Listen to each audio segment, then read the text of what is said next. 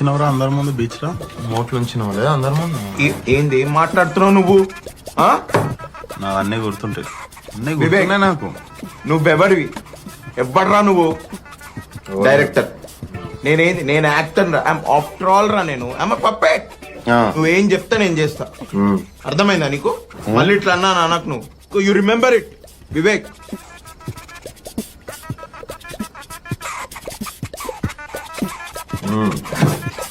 మెల్లగా మెల్లగా.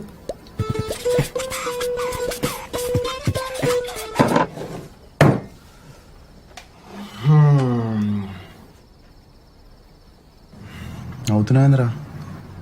ఓడి చెప్పండి నీకు నవమానే. నవ్వితే నాకు గాలుతుందని తెలియదా? ఉప్పు ఏయ్